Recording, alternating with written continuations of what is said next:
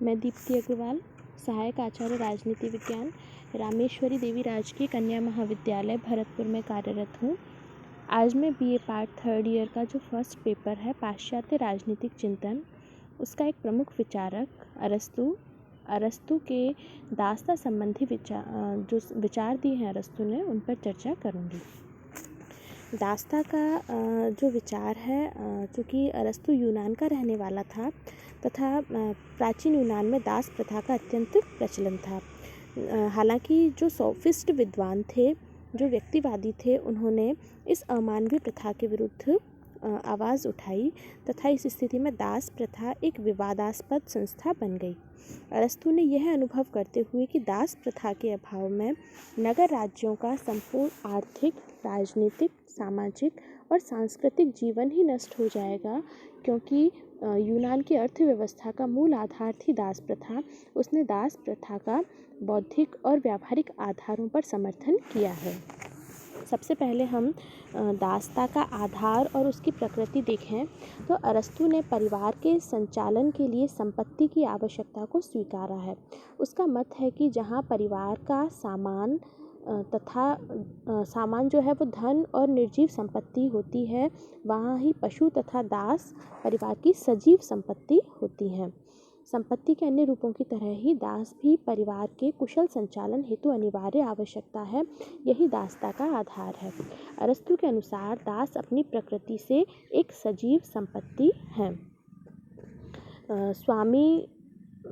अरस्तु का मानना है कि स्वामी के अभाव में संपत्ति का अपना कोई अस्तित्व और महत्व नहीं होता, क्योंकि संपत्ति का स्वामी से अलग अपना कोई स्वतंत्र अस्तित्व संभव ही नहीं है। तो चूँकि दास सजीव संपत्ति है, इसलिए दास का भी स्वामी से अलग कोई अस्तित्व नहीं है। अरस्तु के अनुसार स्वामी केवल दास का स्वामी होता है, किंतु स्वामी का दास से स्वतंत्र अस्तित्व होता है, जबकि दास केवल अपने स्वामी का दास ही नहीं होता, अपितु पूर्णतः उसके अधीन होता है।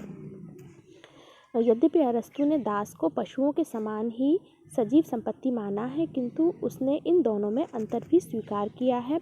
पशु की तुलना में दास श्रेष्ठ होते हैं। दासता का औचित्य अगर हम देखें कि किन किन आधारों पर अरस्तु ने दासता का समर्थन किया है, तो सबसे पहले वो मानता है कि दासता प्राकृतिक है, यानी स्वाभाविक है। अरस्तु का मानना है कि प्रकृति ने मनुष्यों को असमान बनाया है। कुछ व्यक्ति जन्म से शासन करने के लिए पैदा होते हैं तथा अन्य व्यक्ति शासित होने के लिए पैदा होते हैं। प्रकृति जिन व्यक्तियों को विवेक का गुण देती है वे शासक होते हैं, और जिन व्यक्तियों को केवल शारीरिक शक्ति देती है तथा मात्र इतनी बौद्धिक समझ देती है कि वो दूसरों को पहचान सकें, वो शासित होते हैं। प्रथम श्रेणी के व्यक्ति स्वामी होते हैं और द्वितीय श्रेणी के व्यक्ति दास होते हैं। अरस्तु के अनुसार यह प्रकृति का नियम है कि जो श्रेष्ठ है वो निम्न पर शासन करे। अरस्तु मनुष्य के शरीर का एग्जाम्पल देते हुए भी बताता है कि जो हमारा शरीर है उस पर बुद्धि का शासन होता है, बुद्धि श्रेष्ठ है और ये प्रकृति ने ही बनाया है। इसी तरह जो दास है वो अपना जीवन यापन तभी कर सकता है जब वो स्वामी के सानिध्य में रहे, इसलिए यह एक प्राकृतिक है अगर स्वामी और दास का इस तरह का जो संबंध होता है। दूसरा तर्क अरस्तु इसके लिए देता है कि स्वामी व दास दोनों के हित में है। स्वामी के हित में बताते हुए अरस्तु का मानना है कि स्वामी वर्ग के व्यक्तियों को राज्य के न्यायिक, प्रशासनिक और विधायी कार्य करने होते हैं। इसके अलावा साहित्य का सृजन करना तथा विभिन्न रचनात्मक कार्य भी उन्हें करने होते हैं। इन कार्यों को करने के लिए उन्हें पर्याप्त समय चाहिए। इस समय को अरस्तु अवकाश कहता है। जब दास स्वामी के लिए कृषि, उद्योग, गृह कार्य आदि कर देता है तो स्वामी इन सारी घरेलू जो कामकाज हैं उनकी चिंताओं से मुक्त हो जाता है तथा राजनीतिक, आर्थिक, न्यायिक, प्रशासनिक कार्यों को पूर्ण समय दे पाता है। इसलिए ये जो प्रथा है ये स्वामी के हित में है। दास के हित में बताते हुए अरस्तु का मानना है कि प्रकृति ने दास को शारीरिक शक्ति तो दी ही है, किंतु उसे विवेक नहीं दिया कि वह स्वयं अपना आत्म उत्थान कर सके या अपने व्यक्तित्व का विकास कर सके। हाँ, किंतु यदि दास स्वामी के सानिध्य में रहता है, उसके निकट रहता है, तो उसके विवेक तो जो स्वामी है स्वामी के निकट रहकर उसके विवेक को समझ सकता है तथा उसका अनुकरण कर सकता है। तो धीरे धीरे धीरे जो दास है वो अपना उत्थान कर सकता है। कुल मिलाकर एक दास तभी अपना जीवन यापन कर सकता है जब वो स्वामी के सानिध्य में रहे। तो ये दास के हित में भी है। धीरे धीरे नैतिक शक्तियों का तथा मानसिक शक्तियों का विकास स्वामी के संरक्षण में रहकर दास कर सकता है। अच्छा, तो इस तरह ये मानता है कि दोनों के हित में है और पूरे समाज के हित में है। तीसरा जो तर्क अरस्तु देता है उसका मानना है कि यूनानी राज्यों में प्रचलित एक प्रथा है ये, जिसका उल्लंघन नहीं हो सकता था तथा ये संपूर्ण अर्थव्यवस्था का आधार थी। इस तरह वो इसे एक सार्वभौमिक प्रथा मानता है। दासता के प्रकार बताते हुए अरस्तु कहता है कि दासता दो प्रकार की होती है। पहली है प्राकृतिक दासता, दूसरी है आकस्मिक या कानूनी दासता। अरस्तु के अनुसार कुछ व्यक्ति जो होते हैं वो तो प्रकृति से ही बुद्धिहीन होते हैं, उनमें जन्म से ही बुद्धिहीन होते हैं और वो शारीरिक शक्ति से संपन्न होते हैं। प्रकृति ने उन्हें शासित होने के लिए ही बताया है। ये जो है ये प्राकृतिक दास कहलाते हैं। अरस्तु इस प्रकार की दासता का तो पूर्ण समर्थन करता है। दूसरा जो आकस्मिक अथवा कानूनी दास है उनका अर्थ बताते हुए अरस्तु कहता है कि प्राचीन काल में युद्ध में जो हार जाते थे और बंदी बना लिए जाते थे उन व्यक्तियों को भी दास बनाने की प्रथा थी।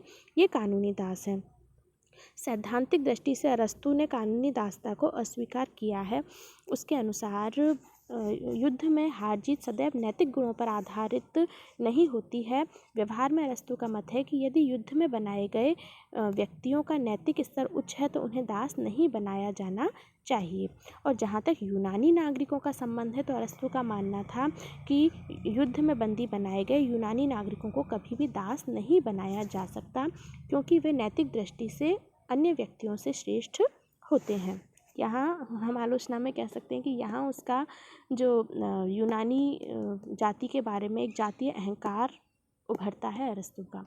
अच्छा, दासों के प्रति स्वामियों का व्यवहार किस तरह का होना चाहिए, इसके बारे में अरस्तु ने बताया है कि स्वामी को दासों के प्रति उचित व्यवहार करना चाहिए। दासता जो है केवल उसने प्राकृतिक दासता को ही स्वीकार किया है, कानूनी दासता को तो उसने अमान्य करार दिया है। दूसरा, वह कहते हैं कि दासता वंशानुगत नहीं होती। दास का पुत्र अगर बुद्धिमान है तो वो दास नहीं बनाया जाना चाहिए। दासता जो है वो स्वामी व दास दोनों के लिए ही लाभकारी है, इसलिए स्वामी को सदैव दास के प्रति उदार व्यवहार करना चाहिए और उससे वही कार्य करवाना चाहिए जो उसकी क्षमता के अनुरूप हो। दूसरा, स्वामी को दासों को यह वचन देना चाहिए यदि वो अच्छा कार्य लगातार करते रहेंगे तो उन्हें मुक्त किया जा सकता है, तथा दासों को मुक्त होने का अवसर देना चाहिए यदि उनमें उचित बौद्धिक गुणों का विकास हो जाता है। तो एक अन्य निर्देश वह देता है कि जो स्वामी दासों के प्रति अनावश्यक कठोर व्यवहार करते हैं उन्हें राज्य द्वारा दंडित किया जाना चाहिए। साथ ही यूनानी नागरिकों को कभी भी दास नहीं बनाया जाना चाहिए। तो हमने इस तरह देखा कि अरस्तु ने दासों के विषय में एक विशद विवेचन दिया है। इसमें अगर हम इसका मूल्यांकन करते हैं तो इसमें हमें कई कमियां, कई आलोचना नज़र आती हैं। अगर हम वर्तमान लोकतंत्र की दृष्टि से देखें तो ये बिल्कुल ही उचित नहीं नज़र आता। तो इसकी प्रमुख आलोचना हम कर सकते हैं कि दास जो है वो पारिवारिक संपत्ति नहीं है। पशु संपत्ति हो सकते हैं, धन संपत्ति हो सकता है, लेकिन एक मानव को जो ईश्वर ने उत्पन्न किया है उसे हम संपत्ति, सजीव निर्जीव किसी भी तरह की संपत्ति की श्रेणी में तो नहीं रख सकते। मनुष्य में समानता का अत्यधिक महत्व है, किंतु अरस्तु ने सभी को समान न मानते हुए दासता का समर्थन किया है जो उचित नहीं है। इसके अलावा जो अन्य आलोचना हम कर सकते हैं वो है ये समाज का दो भागों में विभाजन कर देता है, दो विरोधी हितों में विभाजन कर देता है जो उचित नहीं है। इससे बहुत बड़ा खतरा हो सकता है कि असंतोष अगर दासों में फैल जाता है तो ये असंतोष और अराजकता राज्य में फैल सकती है। जातीय अहंकार हमें अरस्तु का दिखाई देता है, क्योंकि कई स्थानों पर वह कहता है कि यूनानियों को दास नहीं बनाया जा सकता। आधुनिक लोकतांत्रिक युग में हम देखते हैं जहाँ हम समानता, मानव अधिकारों की बात करते हैं, वहाँ ये व्यवस्था किसी भी तरह उचित नहीं है। यदि हम महत्व देखें अरस्तू की इस बात का, तो अरस्तू हम समझ सकते हैं कि किसी भी काल या परिस्थिति में जो प्रथा पूर्ण रूप से प्रचलित हो, किसी स्थान की राजनीतिक आर्थिक व्यवस्था का आधार हो, उसका पूरी तरह खंडन तो नहीं किया जा सकता, लेकिन कहीं ना कहीं अरस्तू ने कुछ उदारता दासों के प्रति शुरुआत की और उसने ये माना कि जो युद्ध में बंदी बनाए गए हैं वो दास नहीं है, या उन्हें मुक्त कर दिया जाना चाहिए, दासों के प्रति उचित व्यवहार होना चाहिए। तो कहीं ना कहीं एक नई चीज़ की शुरुआत अरस्तू के विचारों में हमें देखने को मिलती है। बहुत बहुत धन्यवाद।